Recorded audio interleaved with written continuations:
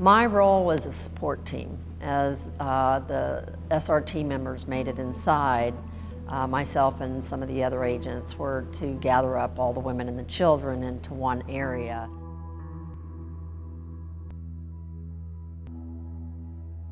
We had heard a little bit about the media interaction on all this, so that was of a little bit concern, but we just didn't feel like it was going to be a problem.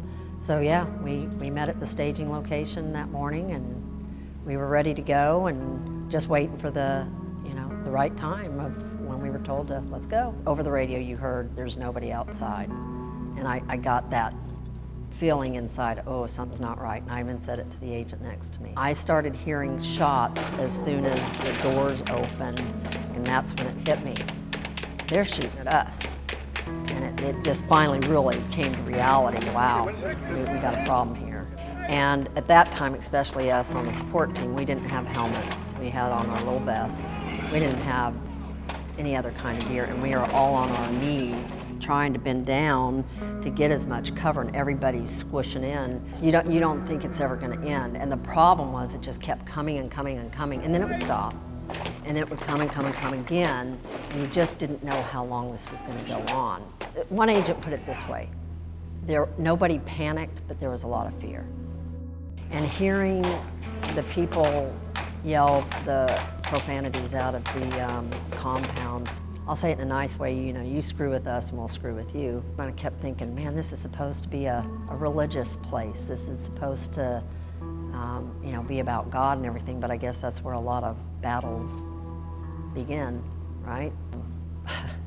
For some reason, I volunteered to go back and do whatever I could, and I was supposed to go out there when David Koresh was supposed to come out at one time and give himself up, and he surrounded himself with the women and the children, and we were supposed to go in there and search the women and children for bombs, but then he went back inside.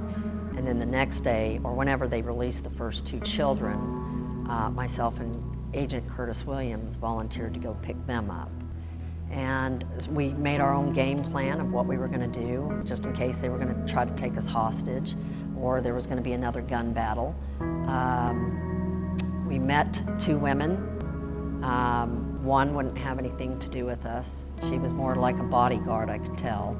However, the other woman brought the two kids to us, and there was a 7-year-old boy, and then there was a younger boy that I could tell he had some physical deficiencies, and Curtis took care of him, and I took care of the 7-year-old, drove him back to the compound. We got out of there safely, and learned a lot about what had happened inside. And at that time, I had learned that David Koresh was only letting the children out that didn't belong to him. They didn't have a choice. The adults did, but the children didn't.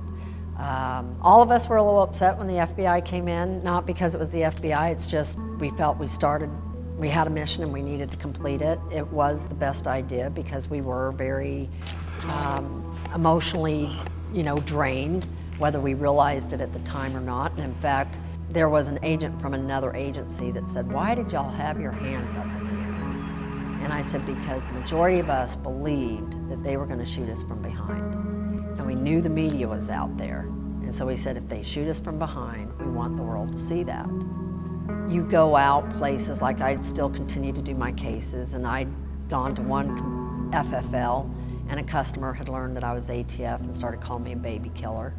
FFL, thank goodness, kicked him out of his shop, but it's those kinds of things that you got, and it was just jackbooted thug, baby killer, and I'm like, you just don't know everything. Yet we did what we had to do, and there was a lot more behind it, and we didn't get to talk to anybody about it, and that's the only reason I've agreed to do this today.